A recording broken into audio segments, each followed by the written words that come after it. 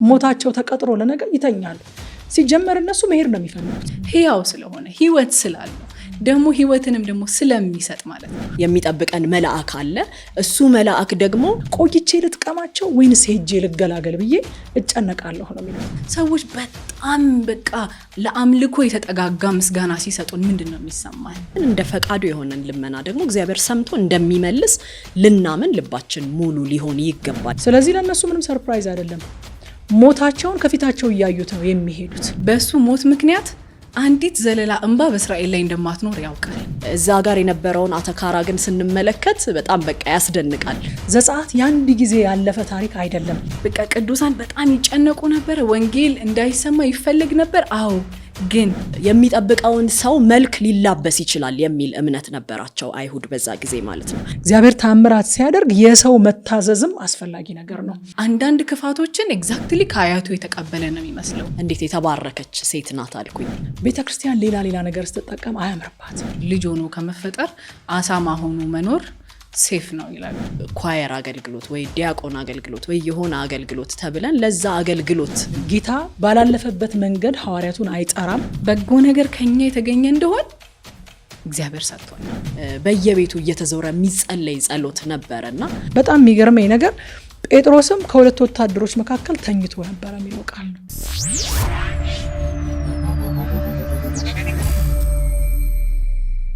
ጸጋና ሰላም በያላችሁበት ይብዛላችሁ። የተወደዳችሁ የእግዚአብሔር ቃል ጥናት ቤተሰቦቻችን የተለመደውን የቃል ጥናታችንን ይዘን መጥተናል። ይህ ቃልህ የተሰኘው የእግዚአብሔርን ቃል የምናጠናበት ፕሮግራማችን ነው። አብረን እናጥና። ውድ ተመልካቾች ዛሬም የእግዚአብሔርን ቃል እናጠናለን። ሐዋርያት ሥራን እንደጀመርን ይታወቃል። ዛሬ ደግሞ ምዕራፍ 12 ነው የምንቀጥለው። እኔ ትዕግስት እጅጉ፣ ረቂቅ ምንዳና ሄርሜላ ተሰማንን አብረናችሁ የምናጠናው ምዕራፍ 12 ከቁጥር 1 እስከ 11 ድረስ ያለው ነው ከኔ ጋር የምናየው። ጌታ እንዲያስተምረን ጸልየን እንጀምር። ጌታ አምላካችን ሆይ እናመሰግንሃለን። ስለዚህ ጊዜ፣ ስለዚህ ሰዓት፣ ስለረዳህን፣ ስላገስከን እናመሰግንሃለን። ደግሞ ዛሬም በፊትህ አለን ካንተ ልንማር ካንተ ልንሰማ የቃልህን መንፈስ ልንካፈል በፊትህ አለን። ዛሬ ደግሞ በጥቂቱ ልጅህን ወደ መምሰል ፈቀቅ እንድታደርገን እግዚአብሔር ሆይ ከትናንትና ይልቅ ዛሬ አንተን ወደ መምሰል አንተን ወደ መናፈቅ ጠቃሚዎች ወደ መሆን ፈቀቅ እንድታደርገን በጌታ በኢየሱስ ክርስቶስ ስም እንጸልያለን። እግዚአብሔር ሆይ ዛሬ ቃልህን ስንናገር በምንናገረው በእኛና በሚሰሙን በተመልካቾቻችን መካከል አንዱ መንፈስ ቅዱሱ መንፈስ ቃልህን እውነት የሚያደርገው እውን የሚያደርገው የሚመሰክረው የሚያጸናው ቅዱሱ መንፈስ በመካከላችን እንዲመላለስ በሙላት መንፈስ ቅዱስ እንዲፈስን ይጸልያለሁ። መንፈስ ቅዱስ የእኛን የተናጋሪዎቹን አንደበት ተቆጣጠር። የሰሚዎቻችንን ልብ አንተ ገር እንድታደርግ መልካም መሬት እንድታደርግ በኢየሱስ ክርስቶስ ስም እንጸልያለን።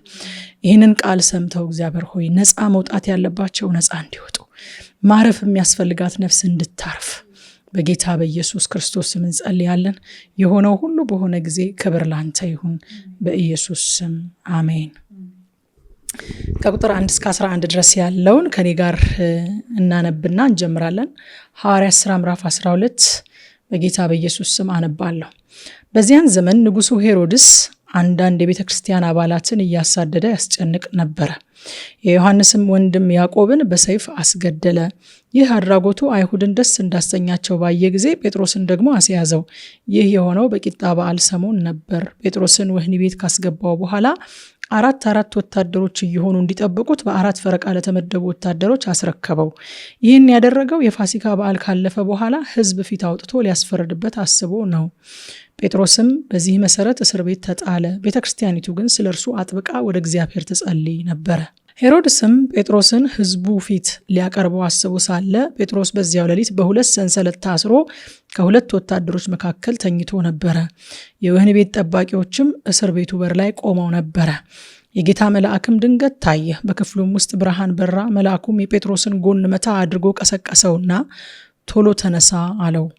በዚህ ጊዜ ሰንሰለቶቹ ከእጆቹ ወደቁ። መልአኩም ልብስህን ልበስ፣ ጫማህን አድርግ አለው። ጴጥሮስም እንደታዘዘው አደረገ። መልአኩም ቀጥሎ መደረቢያህን ከላይ ጣል አድርገህ ተከተለኝ አለው። ጴጥሮስም ተከትሎት ከእስር ቤት ወጣ። ነገር ግን ራእይ የሚያይ መሰለው እንጂ መልአኩ የሚያደርገው ነገር በእውን መሆኑን አላወቀም ነበረ። የመጀመሪያውንና ሁለተኛውን ዘብ አልፈው ወደ ከተማይቱ በሚወስደው መንገድ ላይ ወዳለው የብረት መዝጊያ ዘንድ ደረሱ። መዝጊያውም ራሱ አውቆ ተከፈተላቸው። እነርሱም ወጥተው ሄዱ። አንዲት ስላች መንገድ እንዳለፉም ወዲያው መልአኩ ተለየው። ጴጥሮስም ሲረጋጋ ጌታ መልአኩን ልኮ ከሄሮድስ እጅና አይሁድ ካሰቡብኝ ሁሉ እንዳወጣኝ አሁን ያለ ጥርጥር አወቅኩኝ አለ ይላል። እንግዲህ እዚህ ክፍል ላይ የምናገኘው ዋና ታሪክ የያዕቆብ መሰዋትና የጴጥሮስን መፈታት ነው። እንደው የክፍሉን አወቃቀር ብንመለከት ከቁጥር 1 እስከ 4 ድረስ ሄሮድስ ቤተክርስቲያንን እንደሚያሳድድ እናያለን። ቁጥር 5 ላይ ደግሞ ቤተክርስቲያን አጥብቃ ስትጸልይ እናያለን። ከ6 እስከ 11 ደግሞ መልአኩ ጴጥሮስን ሲያስፈታው እናያለን ማለት ነው። ከ1 እስከ 4 ያለው ስንመለከት ሄሮድስ ክርስቲያኖችን አሳደደ፣ ያዕቆብን አስገደለ፣ ጴጥሮስን አሳሰረ ይለናል። እንግዲህ ይሄ ሄሮድስ እዚህ ቦታ ላይ የምናገኘው ሄሮድስ ጌታ ሲወለድ የነበረው አይደለም። ያዕቆብ ከ12ቱ የጌታ ሐዋርያት መጀመሪያ ጊዜ መስዋዕት የሆነ ሐዋርያ ነው። እሱን ያስገደለው ነው ማለት ነው። ያዕቆብ እንግዲህ የመጀመሪያውን ክብር አግኝቷል ማለት ነው። የመስዋዕትነትን ክብር የመጀመሪያውን አግኝቷል። ሰማዕት የመሆንን ክብር የመጀመሪያ ያገኘው ከ12ቱ ሐዋርያት እሱ ነው። እስጢፋኖስ ከዚህ ቀድሞ እንደተሰዋ እናውቃለን። ግን እስጢፋኖስ ከ12ቱ ሐዋርያት መካከል አልነበረም። በድቁና አገልግሎት ነበር የሚያገለግለው። ከሐዋርያቱ መካከል ግን በመሰዋት የሚቀድመው ያዕቆብ እንደሆነ በዚህ ክፍል እናያለን ማለት ነው። በሐዋርያት ሕይወት እንግዲህ ጌታ ያልነገራቸው ነገር አልሆነም። ከዚህ በፊትም ስንነጋገር እንዳልነው ጌታ ባላለፈበት መንገድ ሐዋርያቱን አይጠራም። ያልነገራቸው ነገርም በሕይወታቸው አይፈጸምም። አስቀድሞ ያዘጋጃቸው ነበረ። በድርጊትም እየሆነ አሳይቷቸዋል። ደግሞ በቃልም ደግሞ ነግሯቸዋል። መስዋዕት እንደሚሆኑ ማርቆስ ወንጌል ምዕራፍ 10 ቁጥር 39 ላይ አስቀድሞ ጌታ ሲነግራቸው እናያለን። እኔ የምጠጣውን ጽዋ ትጠጣላችሁ፣ እኔ የምጠመቀውንም ጥምቀት ትጠመቃላችሁ ይላቸዋል።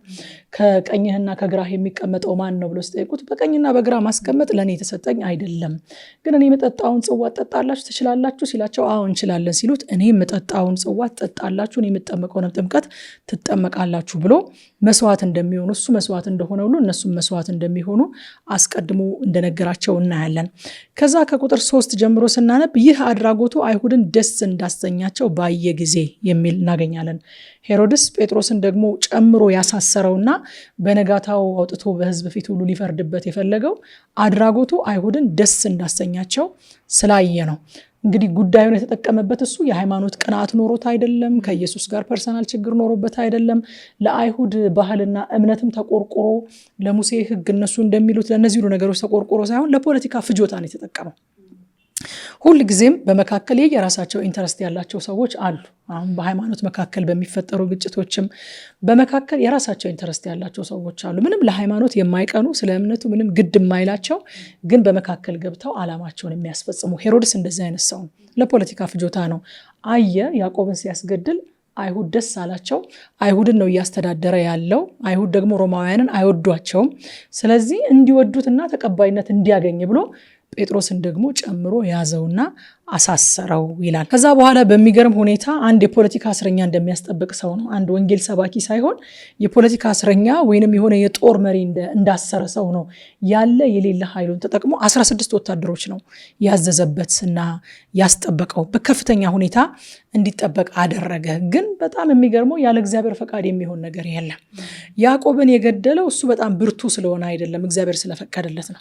ጴጥሮስንም ያሰረው እሱ በርትቶ ሳይሆን እግዚአብሔር ስለፈቀደለት ነው። ግን የእግዚአብሔር ፍቃድ መፈጸሙ ላይቀር 16 ወታደር አቁሞ ሲያስጠብቀው እናያለን። ሁሉ ነገር ቦታው ላይ ነበር ያለው። መልአኩ ወደ ጴጥሮስ ከመሄዱ በፊት ስንመለከት በር ላይ ያሉ ጠባቂዎች እንዳሉ ናቸው። ጴጥሮስ በሚገባ በሰንሰለት ታስሯል። በግራው በቀኙ የሚቆሙት ወታደሮች ቦታቸውን ይዘዋል። ማንም የተዘናጋ ሰው የለም። ሁሉም ኃላፊነት ነው እየተወጣ ነው። በዚህ መካከል ነው እግዚአብሔር ጣልቃ ገብቶ ጴጥሮስን የሚያስፈታው። ከዛ በኋላ ቁጥር 5 ላይ የምናገኘው ለብቻው ልናየው የሚገባን ቤተክርስቲያን አጥብቃ ትጸልይ ነበረ የሚለው ነው። ጴጥሮስ በዚህ መሰረት እስር ቤት ተጣለ። ቤተክርስቲያኒቱ ግን ስለሱ አጥብቃ ወደ እግዚአብሔር ትጸልይ ነበረ ይላል። አጥብቃ ትጸልይ ነበረ። ያዕቆብ የተሰዋውም ሆነ ጴጥሮስ የተፈታው በእግዚአብሔር ፈቃድ መሆኑ በእግዚአብሔር ሉዓላዊ ሐሳብ መሆኑ ምንም ጥርጥር የለንም። የእግዚአብሔር ፈቃድ ነው። እግዚአብሔር ስለፈቀደ ነው ያዕቆብ የተሰዋው። ጴጥሮስም የሚፈታው እግዚአብሔር ስለፈቀደ ነው። ግን ይሄንን የእግዚአብሔርን ፈቃድ ለመቀበል ደግሞ ቤተክርስቲያን አጥብቃ ትጸልይ ነበር። እግዚአብሔር የተስፋ ቃል ሰጥቶን እግዚአብሔር ፈቅዶ ያንን ፈቃዱንና የሰጠንን ተስፋ ለመቀበል ግን አጥብቆ መጸለይ እንደሚገባ ከዚህ ክፍል ላይ እንማራለን ማለት ነው። የእግዚአብሔርን ፈቃድ ለማግኘት ወይንም ጸሎት የሚመስለን እግዚአብሔርን ለማስፈቀድ እንደምንጸልይ ነው ብዙዎቻችን ማለት ነው። ጸሎት ግን ሪሊ እግዚአብሔርን ለማስፈቀድ ሳይሆን ወይንም እግዚአብሔርን የሆነ ነገር እንዲፈቅድልን ለማድረግ ሳይሆን የሚጸለየው የእግዚአብሔርን ፈቃድ ለመቀበል ነው። ፈቃዱን ለማወቅ እንጸልያለን። የእግዚአብሔርን ፈቃድ ደግሞ በሕይወታችን እንዲፈጸም ደግሞ እንጸልያለን። ቤተክርስቲያን የእግዚአብሔር ፈቃድ ካልሆነ ጴጥሮስ እንደማይፈታ ታውቃለች። በዓይናቸው ፊት ያዕቆብ ሲገደል አይተዋል። ግን የእግዚአብሔር ፈቃድ የሆነው ነገር እንዲሆን አጥብቃ ትጸልይ ነበረ ይላልና ይህንን ስለ ጸሎት ትልቅ ነገር አስተምሮኛል። ጴጥሮስ በዛ እድሜው እንደማይሞት የታወቀ ነገር ነው። ዮሐንስ ወንጌል ምዕራፍ 21 ቁጥር 18 ጀምሮ እስከ 19 ድረስ እንደዚህ የሚል ቃል እናገኛለን። ጌታ ለጴጥሮስ የነገረውን እውነት እውነት እልሃለሁ አንተ ጎልማሳ ሳለ ወገብህን በገዛ ራስህ ታጥቀ ወደምትወደው ትሄድ ነበረ። ነገር ግን በሸመገልክ ጊዜ እጆችህን ትዘረጋለህ፣ ሌላውም ያስታጥቃል፣ ወደማትወደውም ይወስድሃል አለው። መቼ? በሸመገልክ ጊዜ። ከዛ ቁጥር 19 ላይ በምን አይነት ሞት እግዚአብሔርን ያከብር ዘንድ እንዳለው ሲያመለክት ይህንን አለ፣ ይህንንም ብሎ ተከተለኝ አለው ይላል። ቤተክርስቲያን ይህንን የተስፋ ቃል ይዛ አጥብቃ ትጸልይ ነበር። አይ ጴጥሮስ እኮ በወጣትነቱ አይሞትም ባካችሁ፣ ጌታ እኮ የተናገረው ቃል አለ፣ ጴጥሮስ በሽምግልናው ነው የሚሞተው ብላ እጇን አጣጥፋ አልተቀመጠችም። ፈቃዱ እንዲፈጸም ግን አጥብቃ ትጸልይ ነበረ። ሰምሃው እግዚአብሔር ፈቃዱ ሉዓላዊ ፈቃዱ የማይሻርና የሚፈጸም ቢሆንም ከሱ ጋር እንድንተባበር ከሱ ጋር እንድንሰራ በጸሎታችን ኮኦፕሬት እንድናደርግ እግዚአብሔር ይፈልጋል እና አጥብቃ ትጸልይ ነበር። ይሄ አጥብቃ የሚለው ቃል ዝም ብሎ እንደው ለማድረስ አለ አይደለም፣ ለማድረስ ያህል አድርሻለሁ እንዴለ አድርሻለሁ ለማለት ያህል አልነበረም የምትጸልየው። አጥብቃ የሚለው የግሪኩ ቃል በጽናት ያለማቋረጥ የሚል ትርጉም ነው ያለው። ትጸልይ የነበረው ጴጥሮስ እስኪፈታ ድረስ በጽናት ያለማቋረጥ ነበረ። ተስፋዋን እስክትቀበል ድረስ የእግዚአብሔርን ፈቃድ እስክትቀበል እስኪፈጸም ድረስ በጽናትና ያለማቋረጥ ትጸልይ ነበረ። ምክንያቱም ሐዋርያው ጳውሎስን በሁለተኛ ቆሮንቶስ ምዕራፍ 10 ላይ እንደሚነግረን የቤተ ክርስቲያን የጦር ዕቃዋ ስጋዊ አይደለም፣ ኃይሏ ፖለቲካዊ አይደለም፣ ወይንም ፋይናንሻል አይደለም። ገንዘብ ከፍላ ልታስለቅቀው አትሞክርም፣ ወይ ጦር ሰዳ ወደዛ ነጥቀው እንዲያመጡት ልታደርግ አትችልም። ያላት ኃይል ጸሎት ስለሆነ ቤተክርስቲያን አጥብቃ ትጸልይ ነበረ። እንደዚህ ይላል ቆሮንቶስ ላይ ያለው ቃል ሁለተኛ ቆሮንቶስ ምዕራፍ 10 ከ3 እስከ 4 የምንኖረው በዚህ ዓለም ቢሆንም የምንዋጋው በዚህ ዓለም ስልት አይደለም፣ ደግሞም የምንዋጋበት የጦር መሳሪያ የዚህ ዓለም መሳሪያ አይደለም፣ ይሁን እንጂ ምሽክን ለመደምሰስ የሚችል መለኮታዊ ኃይል ያለው ነው ይላልና ይህንን የጦር ዕቃዋን ተጠቅማ ቤተክርስቲያን ስትዋጋ እናያታለን ማለት ነው። ከዛ ከቁጥር 6 እስከ 11 መልአኩ መጥቶ ጴጥሮስን ሲያስፈታው ነው የምናየው። 6 ላይ እንደዚህ ይላል። ሄሮድስም ጴጥሮስን ሕዝቡ ፊት ሊያቀርበው አስቦ ሳለ ጴጥሮስ በዚያው ሌሊት በሁለት ሰንሰለት ታስሮ ከሁለት ወታደሮች መካከል ተኝቶ ነበረ። የወህኒ ቤት ጠባቂዎችም እስር ቤቱ በር ላይ ቆመው ነበረ። እግዚአብሔር አጋዥ አይፈልግም። የሆነ ጠባቂዎቹ እንቅልፋቸው እንዲመጣ ወይ ደግሞ ሰንሰለቱ በደንብ እንዳይታሰር ምናምን አይደለም ያደረገው። ጠባቂዎቹ ቦታቸው ላይ ቆመዋል። በሁለት ሰንሰለት ታስሯል። መልአኩ መጣ። በእስር ቤት ቆሞ እያለ መልአኩ መጣ። በጣም የሚገርመኝ ነገር ጴጥሮስም ከሁለት ወታደሮች መካከል ተኝቶ ነበረ የሚለው ቃል ነው። ለምንድን ነው የተኛው? ያዕቆብ ሲገደል እኮ አይቷል። ቀልድ አይደለም እኮ፣ የሆነ ላይፍ ትሬትኒንግ ነገር ነው ያጋጠመው። ሄሮድስ ምን ሊያደርግበት እንደሚችል ያዕቆብ ላይ አድርጎ አሳይቶታል። ደግሞ እሱንም ዝም ብሎ ቬግ የሆነ ነገር ሰጥቶ አይደለም ያስቀመጠው። ነገ እንደሚገደል ተነግሮት ነው የገባው፣ ግን ተኝቶ ነበረ ይላልና ለምንድን ነው ያልተጨነቀው? ለምንድን ነው የተኛው ብዬ ዝም ብዬ አንዳንድ ነገሮችን እያየው ነበር። የመጀመሪያው የጴጥሮስ ሰላም በሁኔታ ላይ የተመሰረተ አይደለም። ጴጥሮስ ያለው ሰላም እስር ቤት ሲሆን የሚጠፋ የሆነ ሰገነት ላይ ሲሆን የሚመጣ አይደለም። የጌታ ሰላም ነው ጴጥሮስ ያለው። ጌታ ምን አይነት ሰላም እንደሰጣቸው ሲናገር ዮሐንስ ወንጌል ላይ ምንድነው ያለው? ሰላሜን እሰጣችኋለሁ፣ ሰላሜን እተውላችኋለሁ። እኔ የምሰጣችሁ ሰላም ዓለም እንደሚሰጠው አይደለም። ኢየሱስ ያለው ያ ሰላም፣ የኢየሱስ ሰላም በሁኔታ ላይ ያልተመሰረተው ሰላም ነው ጴጥሮስ ያለው።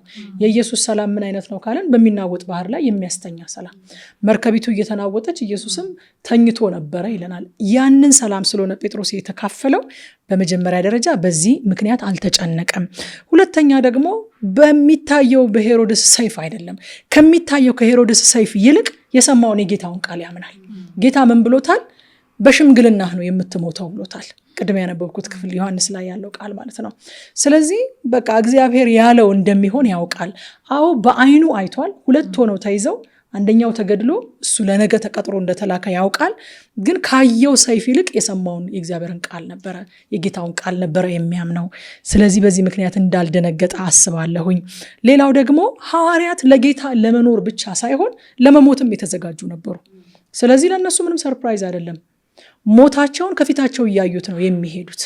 ኢንፋክት የጴጥሮስ የዛን ቀን መፈታት፣ ጴጥሮስ የዛን ቀን መስዋዕት አለመሆኑ ጥቅሙ ለጴጥሮስ ሳይሆን ለቤተ ክርስቲያን። ሐዋርያው ጳውሎስ ሐዋርያት ሥራ ምዕራፍ 21 ቁጥር 13 ላይ እንደዚህ አለ፣ ወደ ኢየሩሳሌም አትሂድ ብለው ሲሟገቱት ማለት ነው። አጋቦስ የሚባለው ነቢይ እንግዲህ በጣም ከዚህ ቀደም የሚገርም የእግዚአብሔርን ድምፅ ያመጣ ድርቅ ይመጣል ብሎ ያለው ነገር የተፈጸመለት አዲስ ኪዳን ላይ ነቢይ ተብሎ እውቅና የተሰጠው ሰው ነው። ይሄ ሰው የዚህ መታጠቂያ ባለቤት አለ። የጳውሎስን መታጠቂያ ፈቶ እጁንና እግሩን አሰረና የዚህን መታጠቂያ ባለቤት አይሁድ እንደዚህ እጅና እግሩን ሲያስሩት ያሳየኛል አለ። ስለዚህ እንዳይሄድ ለመን ነው ይላል ሉቃስ። ለመን ነው ወደ ኢየሩሳሌም እንዳይሄድ ይላል። ከዛ እንደዚህ አለን ይላል። ጳውሎስ ግን መልሶ እያለቀሳችሁ ልቤን እየሰበራችሁ ምን ማድረጋችሁ ነው? እኔ ስለ ጌታ ስለ ኢየሱስ ስም በኢየሩሳሌም ለመሞት እንኳን ተሰናድቻለሁ እንጂ ለእስራት ብቻ አይደለም። ይሄ ነው የሐዋርያት ሜንታሊቲ፣ ይሄ ነው። ስለዚህ አይደነግጡም፣ ይተኛሉ። ሞታቸው ተቀጥሮ ለነገ ይተኛሉ። ሲጀመር እነሱ መሄድ ነው የሚፈልጉት። መቅረታችን ጥቅሙ ለእናንተ ነው፣ ብንኖር ጥቅሙ ለእናንተ ነው። ብሄድ ወደ ክርስቶስ እኔ ደስ የሚለኝ ብሄድ ነው የሚለው ሐዋርያው ጳውሎስ። መኖሬ ግን ጥቅሙ ለእናንተ ነው። በእነዚህ በሁለት ሀሳቦች መካከል ሆኜ እጨነቃለሁ። ቆይቼ ልጥቀማቸው ወይንስ ሄጄ ልገላገል ብዬ እጨነቃለሁ ነው የሚሉት። ስለዚህ ይሄ ማይንድ ሴት ስለሆነ ያላቸው ሐዋርያቱ አልተጨነቀም። ሞት ነገ ጠዋት ተቀጥሮለት በሁለቱ ጠባቂዎች መካከል ተኝቶ ነበረ ይላል። ከዛ ቁጥር 7 እስከ 8 ድረስ የጌታ መልአክም ድንገት ታየ፣ በክፍሉም ውስጥ ብርሃን በራ። መልአኩም የጴጥሮስን ጎን መታ አድርጎ ቀሰቀሰውና ቶሎ ተነሳ አለው። በዚህ ጊዜ ሰንሰለቶቹ ከእጁ ወደቁ። መልአኩም ልብስህን ልበስ፣ ጫማህንም አድርግ አለው። ጴጥሮስም እንደታዘዘው አደረገ። መልአኩም ቀጥሎ መደረቢያን ከላይ ጣል አድርገህ ተከተለኝ አለው ይላል። ትእዛዝ ሲሰጠው እናያለን። መልአኩ መጣ፣ ቶሎ ተነሳ፣ ልብስህን ልበስ፣ ጫማህን አጥልቅ፣ መደረቢያን ከላይ ጣል አድርገህ ተከተለኝ። አሁን ተአምራት ማድረግ ብቻ ሳይሆን ትእዛዝ ደግሞ ይሰጠዋል። በሩን የከፈተው መልአኩ ነው። ሰንሰለቱን ከእጁ የጣለው መልአኩ ነው። እነዚህን ጴጥሮስ የሰራቸው ስራዎች አይደሉም። ግን ደግሞ ጴጥሮስም የራሱ ኃላፊነት ነበረበት። የራሱ የሚያበረክተው አስተዋጽኦ ወይንም ኮንትሪቢዩት የሚያደርገው ነገር ነበረ። መነሳት ነበረበት። ልብሱን መልበስ፣ ጫማውን ማጥለቅ፣ መደረቢያውን ጣል ማድረግ ነበረበት። እግዚአብሔር ተአምራት ሲያደርግ የሰው መታዘዝም አስፈላጊ ነገር ነው። እግዚአብሔር ጴጥሮስን ያስፈታው በተአምራቱ እንደሆነ እናውቃለን። ጴጥሮስ ልብሱን ስለለበሰ አይደለም የተፈታው። እንደዚህ ስላደረግኩ ነው የተፈወስኩት ማለት አንችልም። ግን በእግዚአብሔር ፈውስ ውስጥ ተአምራትን በመቀበል ውስጥ መታዘዝ የሚባል ደግሞ መርህ አለ። ንዕማንን በብሉይ ኪዳን ካስታወስ ነው በመታዘዝ ውስጥ ነው ተአምራቱን የተቀበለው።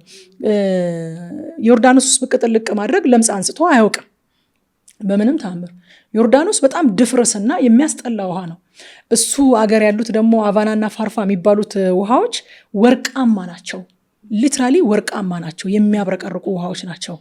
ውሃውን አይቶት ነው ያንን የጨቀየ ውሃ አይቶት ለዚህ ሀገሬ ላይ ያሉት አቫናና ፋርፋ አሉልኝ አይደል እንዴ እነሱ ውስጥ ተነክሬ አልታጠብም እንዲህ ብሎ ያለው ማለት ነው። ግን ተአምራትን በመቀበል ውስጥ መታዘዝ የሚባል መርህ ስላለ አገልጋዮቹ ምን አሉት? ጌታችን ሆይ ብዙ ነገር ትልቅ ነገር ቢጠይቅህ እኮ ነብዩ ታደርግ ነበረ።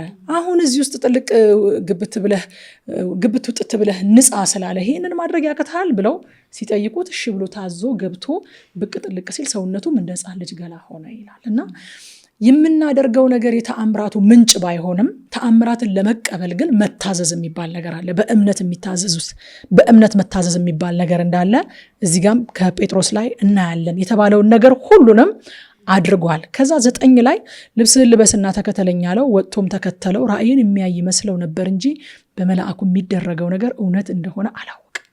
ራእይ የሚያይ መስለው ነበር። አንዳንድ ጊዜ እግዚአብሔር በህይወታችን የሚያደርገው ነገር ህልም መሰለኝ የምንለው ነገር የለም። በቃ ራእይ የሚያይ መሰለው እንጂ ብዙ ተአምራት የሚያውቅ እኮ ነው ጴጥሮስ። በውሃ ላይ ተራምዶ የሚያውቅ ሰው ነው። 5 እንጀራ 5,000 ሰው ሲበላ አይቶ የሚያውቅ ሰው ነው።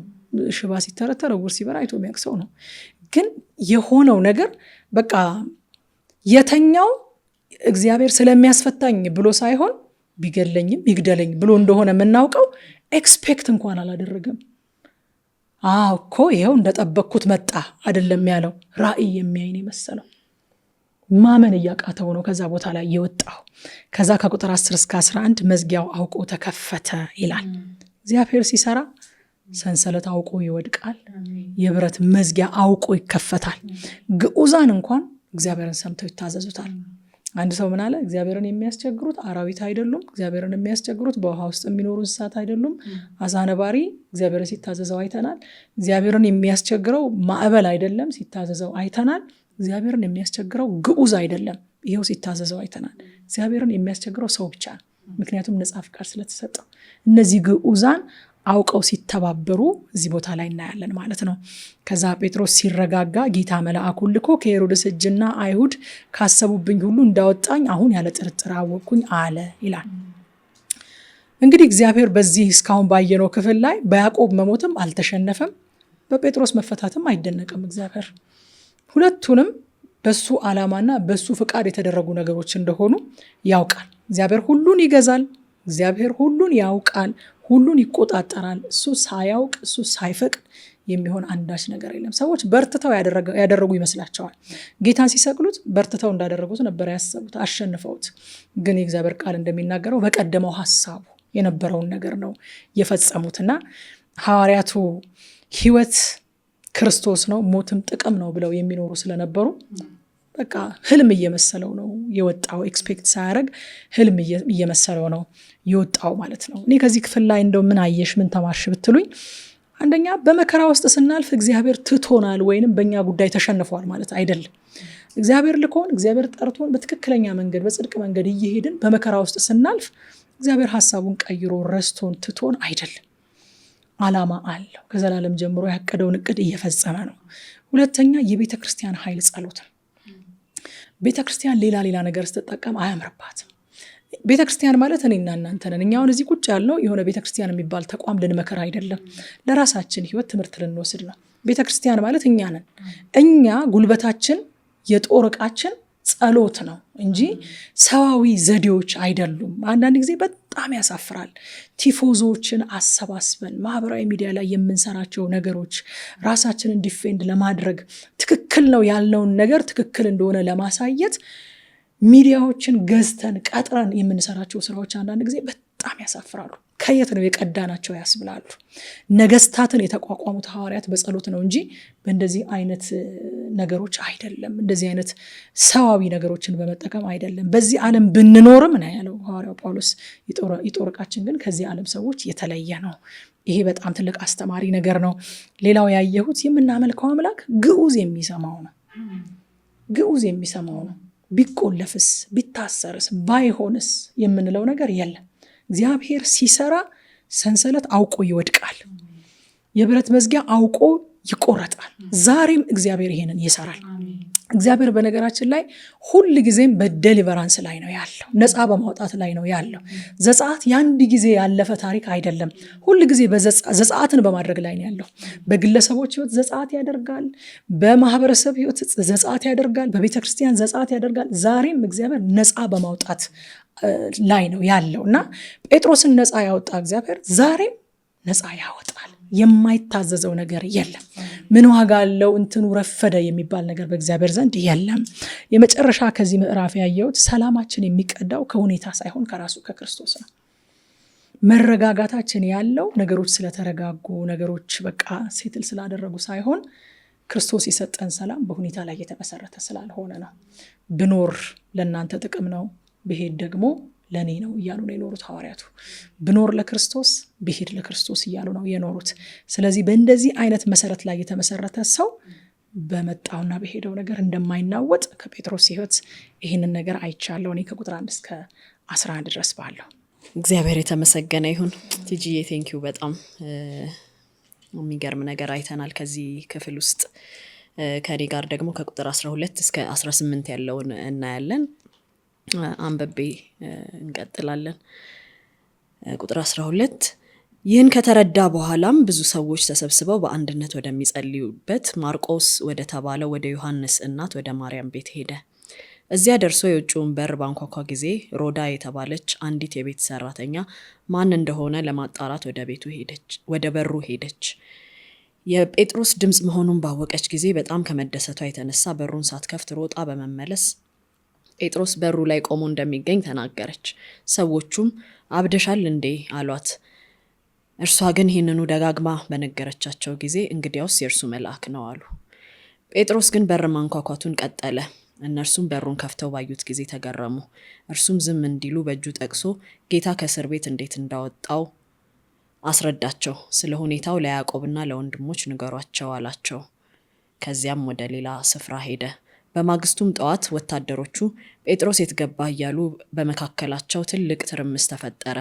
ሄሮድስም ጴጥሮስን አስፈልጎ ባጣው ጊዜ ዘብ ጠባቂዎቹን በጥብቅ ከመረመረ በኋላ እንዲገደሉ አዘዘ ይላል። እንግዲህ ስለ ቤተ ክርስቲያን ጥብቅ ጸሎት ተመልክተናል ከቲጂዬ ጋር። ቁጥር 5 ላይ ቤተ ክርስቲያን ትጸልይ እንደነበረ ጴጥሮስ ስለነበረበት ሁኔታ ቤተ ክርስቲያን ትጸልይ እንደነበረ ይነግረንና እንግዲህ ከቁጥር 12 በኋላ ከቁጥር 11 በኋላ ጴጥሮስ ራሱ በማያምነው አይነት ሁኔታ ውስጥ መልአኩ መጥቶ አስወጥቶት በመንገድ ላይ ከደረሰ በኋላ በራእይ ሳይሆን የምርም እግዚአብሔር ከሄሮድስ እንዴት እንዳስመለጠው እንደተረዳ እንመለከትና ከዛ በኋላ ጴጥሮስ ቀጥታ እንግዲህ ሄደው እነዚህ ጓደኞቹ ይጸልዩበት ወደ ነበረበት ቤት ነው ያመራው። ማርቆስ የተባለው ዮሐንስ እናት ማርያም ቤት ነው የነበረው ጸሎቱ። እቺ ሴት የባርናባስ አክስት እንደሆነች እናውቃለን። ቤቷ ብዙ ጊዜ ሰዎች አማኞች ተሰብስበው የሚጸልዩበት ቤት እንደሆነ የተለያየ ስፍራ ላይ ተጠቅሷል። የጌታ እራት የቀረበበት የላይኛው ደርብ የሚባለው ክፍልም እዛ እሷ ቤት ሊሆን እንደሚችል የሚያሳዩ የሚጠቁሙ ነገሮች አሉ። እንግዲህ የማርቆስ እናት ማርቆስ ወንጌልን የጻፈልን ማርቆስ ነው ልጇና ማርያም ቤቷ የሚጸለይ ሰው መሆኗን ሳይ በጣም እንዴት የተባረከች ሴት ናት አልኩኝ። ብዙ ጊዜ ደቀ መዛሙርት እንግዲህ እዛው እሷ ቤት ሲያሳልፉ እንደነበረ ከዛም በኋላ ሐዋርያትን እያስተናገደች ቤቷ የጸሎት ቤት እንደነበረ ያመለክተናል ይሄ ክፍልና አማኞች ተሰብስበው ወደሚጸልዩበት ብሎ ነው ጴጥሮስ በቃ ቀጥታ ወደዛ ሄደ። አማኞች ተሰብስበው ወደሚጸልዩበት ወደ ማርያም ቤት ሄደ ነው የሚለውና ይሄ የአንድ ጊዜ ጉዳይ እንዳልሆነ ለጴጥሮስ ሊጸልዩ ብቻ የተሰበሰቡበት ቤት እንዳልሆነ ጴጥሮስ እየጸለዩለት እንደሆነ አስቦ እንዳልሆነ ግን ይሄ ልማዳቸው እንደሆነ በቃ በማርያም ቤት ተሰብስበው መጸለይ ልማዳቸው እንደሆነ ይሄ ያሳየናል። ምክንያቱም ተሰብስበው ወደሚጸልዩበት ወደ ማርያም ቤት አመራ ነው የሚለው ቀጥታ ሁሌ የሚያደርጉት ነገር እንደሆነ ከዚህ ክፍል መረዳት እንችላለን። እና አማኞች በአንድነት ተሰብስበው መጸለይ ቀድሞዋ ቤተ ክርስቲያን ላይ የተለመደ ነገር እንደሆነ ከዚህ ክፍል መረዳት እንችላለን። እና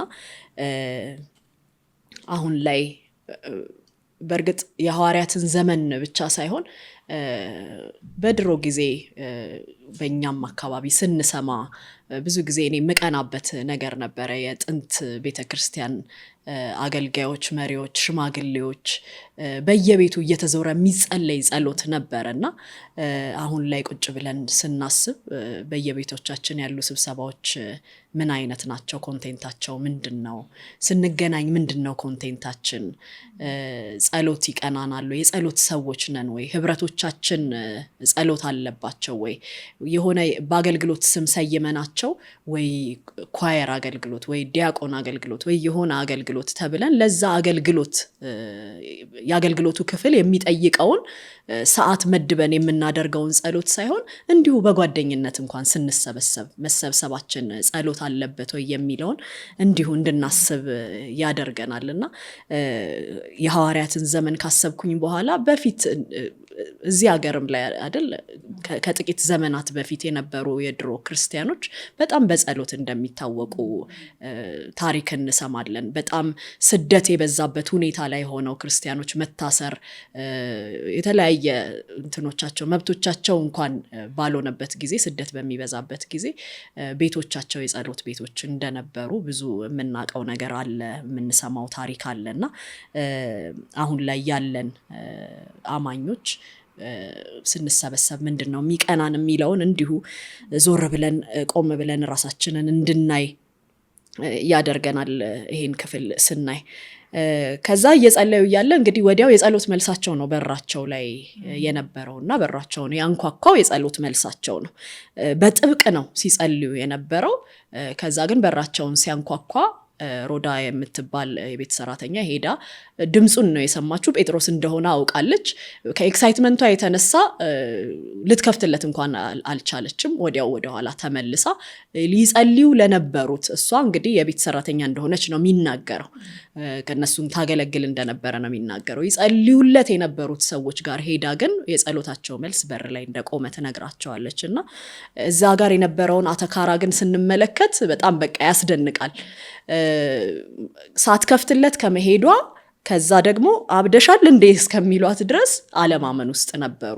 ይሄን ያህል በዚህ ፍጥነት የሚል ሁኔታ ላይ እንዳሉ አለማመን እንዳለባቸው በጣም እዚህ ክፍል ላይ እንረዳለን። እና ከፍቶ ከማየት ይልቅ እሷን እንዴ አብደሻል እንዴ እንዴት ሊሆን ይችላል የሚል አይነት መልሳቸው በጣም ያስደነግጣል። ያለማመኑ ጥግ ማለት ነውና ከዛ በኋላ የራሳቸውን መላምት ነው የሚሰጡት። ከፍቶ ማየት ይቀላል ወይስ መላምት በመላምት እዛው መከራከር ይቀላል የሚለውን የፈጀባቸውን ሰዓት እናያለን። እሷን ኮንፍሮንት ከማድረግ ከዛ በኋላ ደጋግማ ስትነግራቸው ይላል አይ እንግዲያውስ በቃ መልአኩ ይሆናል ብለው ደመደሙ ነው የሚለው።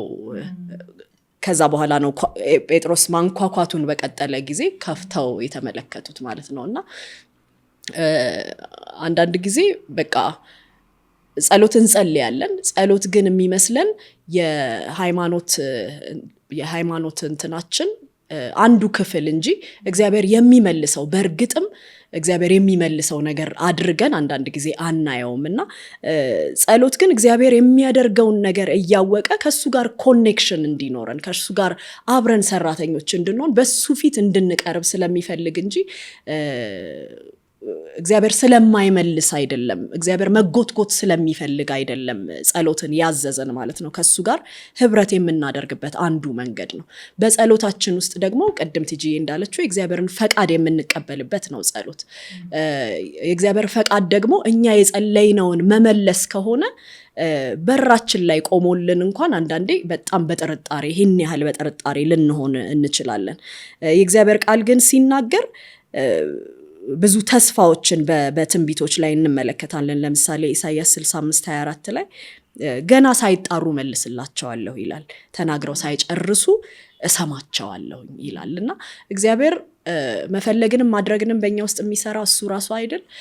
የጸሎትን ነገር በውስጣችንም የሚያስቀምጠው እሱ ነው። ወደ እሱ ስንቀርብ ደግሞ እንደ እግዚአብሔር ፈቃድ የሆነን ልመና ስናቀርብ እግዚአብሔር ይሰማናል የሚለውን በእምነት ነው በእግዚአብሔር ፊት ልንቀርብ የሚገባው። ዕብራውያን ላይ ምን ይላል? ወደ እግዚአብሔር የሚቀርብ እግዚአብሔር እንዳለ ለሚፈልጉት ደግሞ እንደሚሰጣቸው ይህንን ሊያምን ይገባዋል ይላል። ወደ እግዚአብሔር ስንቀርብ ከእምነት ጋር ነው መቅረብ ያለብን። እግዚአብሔር ይሰማል ይመልሳል ከሚል እምነት ጋር ማለት ነው። ዳንኤል 9:23 ላይ አንተ እጅግ የተወደድክ ስለሆንክ ገና መጸለይ ስትጀምር መልስ ተሰጥቷል ይለዋል መልአኩ ወደ ዳንኤል ሲታዘዝ ሲሄድ ማለት ነው። ከዛ እንግዲያውስ መልአኩ ነው እያሉ ደግሞ ሲከራከሩ እናያቸዋለን። መልአኩ ነው የሚለው አባባላቸው በዛን ጊዜ በነበረ እምነት እያንዳንዱ ሰው የሚጠብቀው መልአክ አለ የሚለውን እምነታቸውን ያንጸባርቃል። እያንዳንዳችን የሚጠብቀን መልአክ አለ። እሱ መልአክ ደግሞ የሚጠብቀውን ሰው መልክ ሊላበስ ይችላል የሚል እምነት ነበራቸው አይሁድ በዛ ጊዜ ማለት ነው። ይሄም ደግሞ በማቴዎስ 18 ላይ የተመረኮዘ ነው። ኢየሱስ ምን አለ? ከነዚህ ከታናናሾች መካከል አንዱን እንዳትንቁ ተጠንቀቁ እላችኋለሁና በሰማይ ያሉት መላእክታቸው በሰማይ ያለው የአባቴን ፊት ሁል ጊዜ ያያሉ ይላልና ቅዱሳንን ለማገልገል ከቅዱሳን ጋር አብረው የሚላኩ ለእያንዳንዳችን አንዳንድ መልአክ እንዳለንና በዛ በራሳችን መልክ ደግሞ ሊገለጡ እንደሚችሉ ያ አይነት አመለካከትና እምነት በአይሁድ ዘንድ ነበረ። ለዛ ነው መልአኩ ነው እንግዲያውስ መልአኩ ነው እሱን የሚመስል በሱ ድምፅ የሰማሹ የሱን መልአክ ነው ብለው ይሏታል ማለት ነው። ከዛ በኋላ ያው ማንኳኳቱን በቀጠለ ጊዜ ሄደው ከፈቱለት። ሲያዩት ደግሞ ባዩት ጊዜ እንደገና ተገረሙ ይላል። ከዛ ጴጥሮስ በእጁ ጠቅሶ ዝም እንዲሉ አሰኛቸውና ከእስር ቤት ጌታ እንዴት እንዳስወጣው አስረዳቸው። ከዛ ለያዕቆብና ለወንድሞች ንገሯቸው ካላቸው በኋላ እሱ ወደ ሌላ ስፍራ ሄደ ይላልና ይህንን ምስክርነት ሊነግራቸው ነው ወደዛ ስፍራ የሄደው። የጸሎታቸው መልስ እንዳለ ወደ ሌላ ስፍራ ወደሚደበቅበት ስፍራ ጴጥሮስ ወዲያው መሄድ ይችል ነበርና ምስክርነት ያለውን ኃይል ለወንድሞች የተደረገውን ነገር መመስከር ያለውን ኃይል እና በጥንቷ ቤተክርስቲያን በአማኞች ዘንድ ይሄ በጣም የሚያደርጉትና አስፈላጊ የሆነ ነገር እንደሆነ እንመለከትበታለን። ከዚህ ክፍል ከነዚህ ቁጥሮች እንደው የምንረዳው የተወሰኑ ነገሮች ምንድነው? አንደኛ እግዚአብሔር ቤተክርስቲያን በጸሎት በአንድ ላይ የሚቆም ህብረት እንዲኖራት ይፈልጋል። ቅድም ስለ ጸሎት ከቲጂዬ ጋር ብዙ አይተናል። ቤተክርስቲያን የምትጸልይ መሆን አለባት። ቤተክርስቲያን ማለት እኛ ነን። ግን ቤተክርስቲያን እንደ ኮንግሪጌሽን አንድ ላይ የምንሰየምበት የሆነ ዲኖሚኔሽን አድርገን ሳይሆን ማየት ያለብን ቤተክርስቲያን እኛ ከሆነን ቤተክርስቲያን የኛ ስብስብ ከሆነ ጌታ ተስፋ አለው 2ም 3ም ሆናችሁ በስሜ በተሰበሰባችሁበት በዛ እገኛለሁ ይላልና በዛ መሰረት የምንሰባሰባቸው ስብስቦች በሙሉ የጸሎት ስብስቦች መሆን አለባቸው። መንፈሳዊነትን ወደ ጎን ያደረገ የተወ በዚህ ጊዜ ብዙ ፌዝና ቀልድ ይበዛናል ከምናደርገው መንፈሳዊ ልምምድ የበለጠ ማለት ነውና ስንሰባሰብ ጸሎት ዋና ኮር ነገራችን እንዲሆን በጸሎት መሰዊያ ፊት የምንተሳሰር ሰዎች እንድንሆንና ያ ህብረት እንዲኖረን እግዚአብሔር እንደሚፈልግ ከዚህ ክፍል ተምሬበታለሁኝ። ሌላው ጸሎት በየትኛውም ጊዜ የመጀመሪያው የክርስቲያን መፍትሄ ነው መሆን ያለበት። መፍትሄን የሚፈልገው ክርስቲያን ከጸሎት ነው። ሌሎች ነገሮችን ከማስቀደማችን በፊት ወደ ሌሎች መፍትሄዎች ከመሮጣችን በፊት ጸሎት የመጀመሪያ መፍትሄ የምንፈልግበት መንገድ እንዲሆን እግዚአብሔር እንደሚፈልግ ከዚህ ክፍል እንማራለን። ጸሎት መፍትሄ የምንፈልግበት ነገር ነው ስንል ግን አለማመን ያለበት ጸሎት ሳይሆን በእምነት የሞላ ወደ እግዚአብሔር ስንቀርብ እግዚአብሔር እንዳለ ከዛ ደግሞ የምንለምነውን በሱ ፊት እንደምንለምን እንደ ፈቃዱ የሆነን ልመና ደግሞ እግዚአብሔር ሰምቶ እንደሚመልስ ልናምን ልባችን ሙሉ ሊሆን ይገባል። እግዚአብሔር እምነትን ከኛ በጣም እንደሚፈልግ ከዚህ ክፍል እንመለከታለን። ጌታ ኢየሱስ ከደቀ መዛሙርቱ ጋር በተመላለሰባቸው ጊዜ ሁሉ አንተ የማታመን ትውልድ ይላል። ማለት እምነትን በጣም ከነሱ እንደሚፈልግ የሚያስፈልገን በጣም ግዙፍ ነገር ሳይሆን የሰናፍጭ ቅንጣት ታክል የምትሆን እምነት ማቴዎስ 17:20 ላይ ይላል። የሰናፍጭ ቅንጣት የምታክል እምነት ቢኖራችሁ ይሄን ተራራ ከዚህ ተነቅለ ወደዛ ሂድ ብትሉት ይሆንላችኋል ይላልና ጌታ ለማጋነን ያክል የሚናገረው ንግግር እንደሌለውና ይሄ ደግሞ እውነት እንደሆነ ልናምን በእግዚአብሔር ፊት ስንቀርብ በእምነት እንድንሆን ይሄ ክፍል ያስተምረናል። ሌላው ግን እኛ ለማመን ብንቸገር እንኳን የኛ አለማመን እግዚአብሔርን ከመስራት ወደ ኋላ እንደማያደርገው ደግሞ በእግዚአብሔር ሉዓላዊነት ደግሞ ልናመን ይገባል። የኔ እምነት ይይዘዋል ብለን ደግሞ እግዚአብሔርን በሆነ ቦክስ ውስጥ ልናስቀምጠው እንደማይገባ ከዚህ መማር እንችላለን። ሌላው የመጨረሻው ጴጥሮስ ያንን ሁሉ መንገድ ተጉዞ የመጣው እነዚህ ወገኖች ጋር የሚጸለይበት ቤት ጓደኞቹ ወገኖቹ የሚጸልዩበት ቤት ድረስ የመጣው ምስክርነቱን ነግሯቸው ሊሄድ ነው።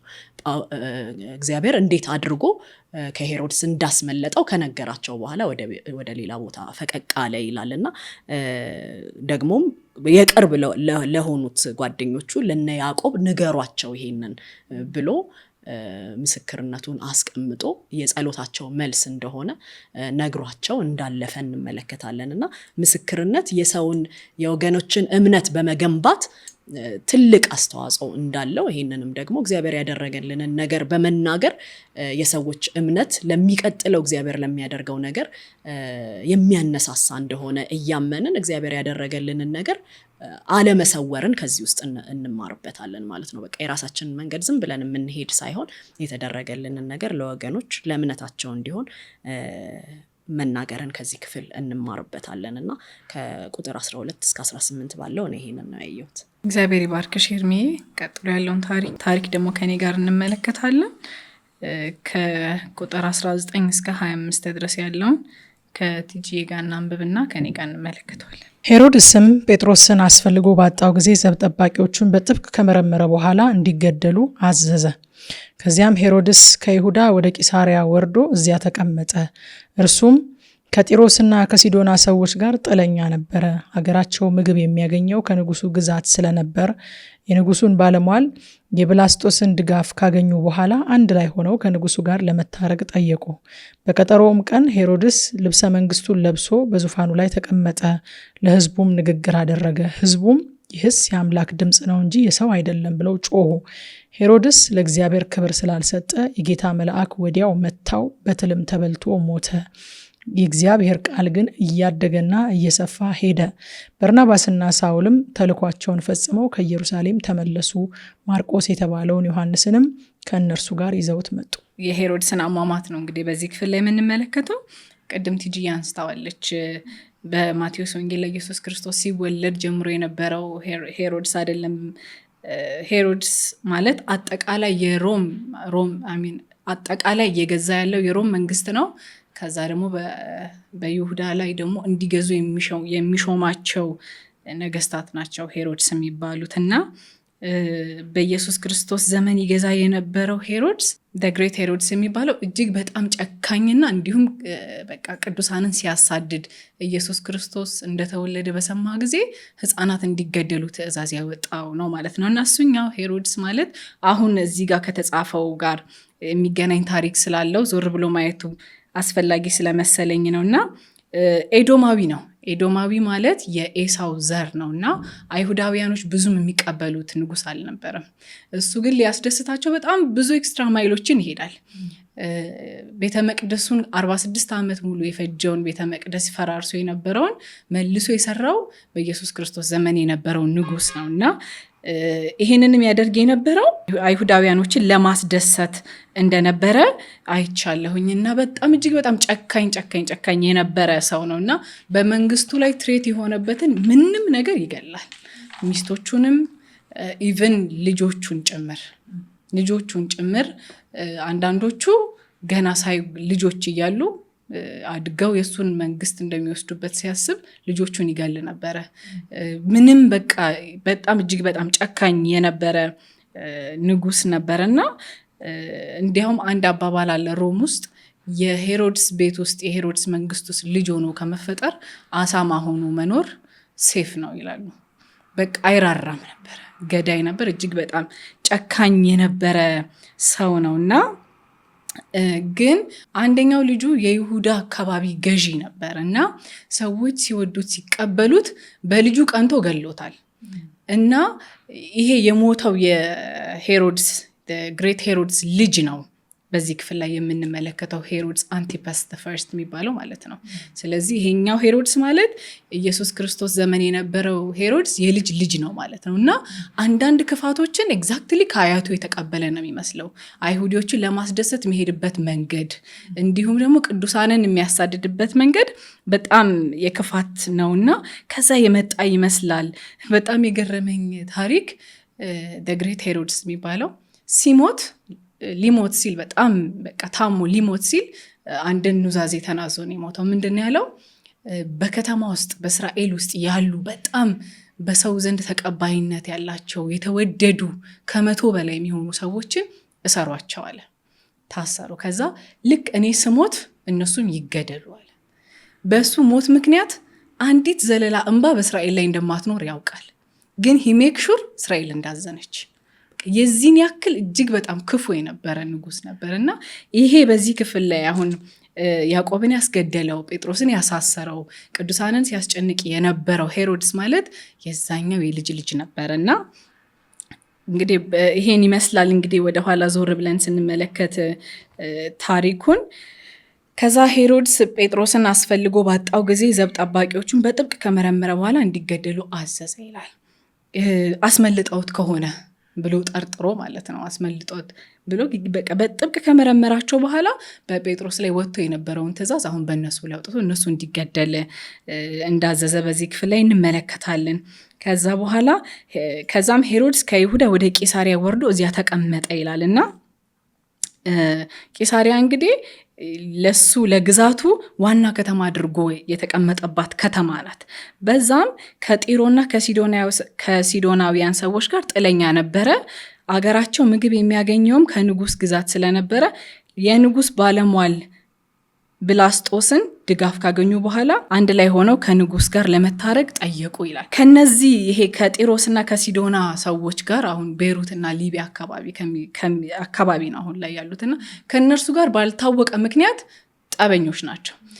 የዛን ጊዜ ከይሁዳ ነበረ ምግብ የሚላክላቸው ለነዛ ሰዎች። በጥላቸው ምክንያት ያንን ከለከለ ማለት ነው። አሁን እነዚህ ሰዎች ሪኮንሲሌሽን ፈልገው ነው፣ መታረቅ ፈልገው ነው። በፊት ሰላም ነበርን ግን በመካከል ተጣልተናል፣ ስለዚህ አሁን እንታረቅ ብለው በንጉስ ባለሟል በኩል አልፈው ይሄንን ሄሮድስን ሲያናግሩት እንመለከታለን። እና ሪኮንሲሌሽን ነው እየጠየቁ ያሉት በዚህ ክፍል ላይ። እሱ ግን በቃ ቶታሊ ሲሄድላቸው የነበረውን እርዳታ አቁሙባቸዋል። እና አገሪቷ በጣም ትልቅ ችግር ላይ ናት ያለችው። ግን እሱ ያንን አልፈቀደም ነበረ። እና እነሱ በሰው በኩል በባለሟሉ በኩል መጥተው ሰላምን ሲጠይቁ እናያለን ማለት ነው። ከዛም ቁጥር 21 ላይ በቀጠሮም ቀን ይላል። ከዛ ይሄን ክፍል ሳጠና የትኛው ነው ቀጠሮ ብዬ እያሰብኩ ነበረ። አንድ ጆሴፈስ የሚባል ታሪክ አጥኚ እቺ ቀን ማለት አለ እቺ ቀን ማለት አጠቃላይ ገዢና ንጉስ ያለው የሮም ንጉስ አለ ክላውዲዮስ የሚባል የሱን ቀን የሚያከብሩበት ቀን ናት እቺ ቀን ማለት። በዚህች ቀን ላይ ሄሮድስ ልብሰ መንግስቱን ለብሶ በዙፋኑ ላይ ተቀመጠ ይላል። እና ለህዝቡም ንግግር አደረገ ይላል። ልብሰ መንግስቱን የሚለውን ክፍል በጣም የሆነ ሲልቨር የሆነ ነገር ይለብሳል። ከዛ ብርሃን ምናምን ሲያርፍበት ልብሱ በጣም ያንጸባርቃል። በቃ ወንበሩ ላይ ተቀመጠ። ይሄ ቤማ ሲት ኦፍ ጀጅመንት አያቱ ፍርድ የሚሰጥበት፣ አንዳንድ ሊጋል ኬዞች የሚከናወኑበት፣ ቲያትር ምናምን አትሌቲክ ኢቨንት ሲኖር የሚመለከቱበት ወንበር ላይ የተቀመጠው እና በቃ ክብር ለሱ መሰለው። የሆነ በቃ እግዚአብሔር የሆነ አይነት ስሜት ተሰማው። እና ህዝቡም ደግሞ ይህስ የአምላክ ድምፅ እንጂ የሰው ድምፅ አይደለም ሲሉ ብለው ጮሁ ይላል። አለቀሱ ነው የሚለው እንደሚንግሊዘኛው። በቃ ህዝቡ ይሄንን ነገር ሲያይ ጮሁ፣ አለቀሱ ይላል። ጴጥሮስን ታሪክ አይተናል። ወደ ቆርኔሌዎስ ቤት ሲሄድ ቆርኔሌዎስ ሰገደለት ይላል። እና በቃ ሲመልስ አይተናል። ኖ አታደርግ። በዚህ ክፍል ላይ ግን ሄሮድስ እፈልጋለሁም አልፈልግምም አላለም። ግን የመጣውን ከህዝቡ ዘንድ የመጣውን ይሄማ የአምላክ ድምፅ ነው የሚለውን ነገር ግን እየተቀበለ ኢንተርቴን እያደረገው ነበረ። ይሄ እንግዲህ ለሄሮድስ የቀረበለት የመጨረሻ ፈተናው ነው። በእግዚአብሔር ዘንድ የቀረበለት የመጨረሻው ፈተና ይመስላል። በቃ ወይ አልፈልግም ይላል ወይ ይቀበላል። እና እንደዛ ራሱን ከፍ ማድረግ ፈለገ በህዝቡ መካከል። እግዚአብሔርን አላሳየም፣ ክብሩን አላሳየም። ሄሮድስ ህዝቡ የሰጠውን ክብር ድና ያላደረገም። ከዛ ደግሞ ፈልጋለሁም ጨምሩም አላለም። እንግዲህ እሱ የነገስታት ንጉስ የሆነውን ክላውዲዮስን ያከብራል። እሱ ንጉስ አለ። ከዛ በኋላ ደግሞ እሱ የሚያስተዳድራቸው እነዛ ሰዎች አሉና በቃ ይሄ ከሁሉ በላይ ግን የነገስታት ንጉስ የሆነውን እግዚአብሔርን ዘንግቶ ነበረ። ክብሩ ሊሰጠው የሚገባውን እግዚአብሔርን ግን በዚህ መካከል ዘንግቶት ነበረና ሄሮድስን ለእግዚአብሔር ክብር ስላልሰጠ መልአኩም ወዲያው መታው በትልም ተበልቶ ሞተ ይላልና ለጴጥሮስ የተላከው መልአክ መጥቶ የቀሰቀሰው ነው። ሄሮድስንም ደግሞ መጥቶ ወደ ሞት ያደረሰው ደግሞ መልአክ ነውና እግዚአብሔር በክብሩ እንደማይደራደር እናያለን በቃ በዚህ ክፍል ላይ ማለት ነውና ምሳሌ መጽሐፍ ምዕራፍ 27 ቁጥር 21 ላይ ወርቅና ብር በእሳት ተፈትነው ጥራታቸው እንደሚታወቅ ሰውም በመልካምነቱ ለሚቀርብለት ምስጋና የሚቀበልበት ሁኔታ ተፈትኖ ይታወቃል። የሰው ማንነት የሚታወቀው በመልካምነት ጊዜ፣ በጣም መልካም በሆነን ጊዜ ሰዎች ፕሬዝ ሲያረጉን፣ ሰዎች ሲያመሰግኑን እንዴት ነው የምንቀበለው? ይሄ ፈተና ነው፣ ተፈትነን የምንታወቅበት ነው። ሰዎች በጣም በቃ ለአምልኮ የተጠጋጋ ምስጋና ሲሰጡን ምንድን ነው የሚሰማን? እንደ አገልጋይ ብንሆን ሰዎች በጣም በቃ የሚጨንቅ አይነት ምስጋና ይሰጣሉ አይደለ? ለዛ ምስጋናቸው ምን አይነት ምላሽ ነው? ልክ ሊሆኑ ይችላሉ በእነሱ አንጻር፣ ግን እኛ እንደ ጴጥሮስ ምንድነው ምላሻችን? እና ይሄ ትክክለኛ ፈተና ነው። በቃ እግዚአብሔር ለሰው ልጆች የሰጠው ትክክለኛ ፍለጋ። መልካም ልንሆን እንችላለን። ብዙ ጥሩ ነገር ልናረግ እንችላለን። መልካም ያደረግንላቸው ሰዎች ሲያመሰግኑን ያንን ምስጋና የምንቀበልበትና የምንሰጠው ምላሽ ግን በጣም የኛን አቲቲዩድ ለእግዚአብሔር የምንሰጠውን ክብር በጣም የሚያሳይ ነገር ነው። ያዕቆብ 4:10 ላይ በጌታ ፊት ራሳችሁን ዝቅ ዝቅ አድርጉ እርሱም ከፍ ከፍ ያደርጋችኋል ይላል። እና ይሄ በክርስትና ውስጥ መርህ ነው፣ እንደ የአገልግሎት መርህ ነው። በአገልግሎታችን ሊከበር የሚገባው ሊታይ የሚገባው እግዚአብሔር ብቻ ነው። እኛ አይደለንም ልንታይ የሚገባን፣ እኛ አይደለንም ከፍ ከፍ ልንደረግ የሚገባን፣ እኛ አይደለንም ልንመሰገን የሚገባው። ጸጋውን የሰጠን እግዚአብሔር ይመስገን ስለሁሉ።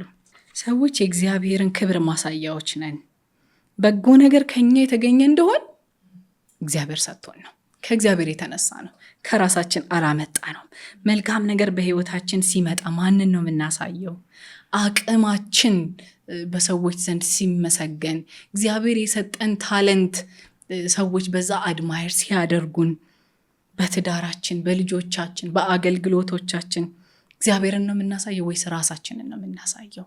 ይሄ ራሳችንን ልንጠይቀው የሚገባ አንድ ጉዳይ ነው ማለት ነው። ራሳችንን ልንጠይቀው የሚገባ አንድ ጉዳይ ነው። ኢሳይያስ 42 ቁጥር 8 ላይ እኔ እግዚአብሔር ነኝ፣ ስሜም ይህ ነው፣ ክብሬን ለሌላ ምስጋናዬን ለተቀረጹ ምስሎች አልሰጥም ይላል። እግዚአብሔር በክብሩ አይደራደርም። እግዚአብሔር ክብሩንም አያከፋፍልም። ክብር ለእግዚአብሔር ብቻ ነው የሚገባው። የሁሉ ፈጣሪ የሁሉ አስተዳዳሪ እሱ ስለሆነ ክብር ለእግዚአብሔር ይሁን። በእውነት በሁሉ ነገር በህይወታችን በሚሆነው ነገር ሁሉ ክብሩን እግዚአብሔር ይውሰድ። እኛ አንታይ፣ በእውነት እግዚአብሔር ይታይልን። በቃ በልጆቻችን ቢሆን በአገልግሎቶቻችን ቢሆን በሁሉ ነገራችን እግዚአብሔር ይታይልን። በዚህ ሁሉ መካከል በጣም የገረመኝና የምወደው ክፍል፣ በዚህ ሁሉ መካከል ያዕቆብ ይሞታል፣ ጴጥሮስ ይታሰራል፣ ይታያል የተባለ ንጉስ፣ ቅዱሳንን ሲያሳድድ የነበረ ንጉስ በትል ተመቶ ይሞታል። በዚህ ሁሉ መካከል ግን የእግዚአብሔር ቃል እንደገና እየሰፋ ይሄዳል። የእግዚአብሔር ቃል ሰው ላይ ዲፔንድ ያደረገ አይደለም። የእግዚአብሔር ቃል ይሰፋል፣ የእግዚአብሔር ቃል ይሄዳል። ለምን ሲባል ዕብራውያን 4:12 ላይ እግዚአብሔር ቃል ሕያውና የሚሰራ ስለሆነ፣ ሕያው ስለሆነ ሕይወት ስላለው ደግሞ ሕይወትንም ደግሞ ስለሚሰጥ ማለት ነው። በቃ ኪዮስ አለ፣ በጣም ብዙ ችግር አለ፣ አለ፣ ግን የእግዚአብሔር ቃል እየሰፋ ይሄዳል። ይሄ በቃ የሚገርም የእግዚአብሔር ቀመር ነው፣ የእግዚአብሔር አሰራር ነው። በተጨነቁ ቁጥር መብዛት የእግዚአብሔር አሰራር እኮ ነው። እስራኤላውያን በግብፅ ምድር ሆነው ግብጾች መከራን ይጨምሩባቸዋል፣ እነሱ ግን በቁጥር ይበዙ ነበር። የእግዚአብሔር ቀመር እንደዚህ ነው። በቃ ቅዱሳን በጣም ይጨነቁ ነበር፣ ወንጌል እንዳይሰማ ይፈልግ ነበር። ግን የእግዚአብሔር ቃል እያደገና እየሰፋ ይሄድ ነበር ይላል የእግዚአብሔር ቃል ሲናገርና በቃ ልክ እንደ ዘር ማለት ነው። ዘር ተዘርቶ 30 እጥፍ 60 እጥፍ 100 እጥፍ እንደሚያፈራ የእግዚአብሔር ቃል በተዘራበት ሁሉ አለማፍራት አይችልም። የእግዚአብሔር ቃል ኔቸሩ እሱ ስለሆነ ማለት ነው። ያዕቆብን ገደሉት፣ እስጢፋኖስ ተገደለ፣ ጴጥሮስ ታሰረ። የእግዚአብሔርን ዓላማ ግን ማስቆም የሚችል የለም። ማንም የእግዚአብሔርን ዓላማ ማስቆም አይችልም። ቁጥር 25 ላይ በርናባስና ሳኦልም ተልኳቸውን ፈጽመው ከኢየሩሳሌም ተመለሱ ይላል እና ይሄ ከዚህ በፊት ካጠናነው ክፍል ጋር የሚገናኝ ሀሳብ ነው። እርዳታን ይዘው በአጋቦስ ትንቢት መሰረት እርዳታን ከአንጾኪያ ይዘው ወደ ኢየሩሳሌም እንደሄዱ እናስታውሳለን። አሁን ያንን አገልግሎታቸውን ፈጽመው ወደ አንጾኪያ የተመለሱት ማለት ነው እና ሲመለሱ አሁን አብራቸው ማርቆስን ይዘውት ለሚቀጥለው ሚሽን ሊዘጋጁ ማርቆስን ደግሞ ይዘውት እንደመጡ እናያለን ማለት ነው። ስለዚህ ቀጥሎ ሉቃስ እንግዲህ በዚህ ክፍል ላይ ቀጥሎ ለሚሰሩት የወንጌል አገልግሎቶች እያዘጋጀ ነው ማለት ነው። በቃ ስለዚህ ቁጥር 25 ላይ በርናባስ ሳውልም ማርቆስም በኢየሩሳሌም አሉ፣ አሁን በአንጾኪያ አሉ። እንግዲህ ወደ የሚቀጥለው የሚሽን ጉዞ እያዘጋጀን ይመስላል ማለት ነው። እንግዲህ ቀጥሎ ያሉትን ክፍሎች ደግሞ በሌላ እናጠናለን። ተባረኩ። የተወዳችሁ የእግዚአብሔር ቃል ጥናት ቤተሰቦቻችን የዛሬ ጥናታችን ይህንን ይመስል ነበረ። በሚቀጥለው ሳምንት ደግሞ ምዕራፍ 13ን ይዘን እንመጣለን። ቪዲዮ ሼር ማድረግ አትርሱ። መልካም ሳምንት።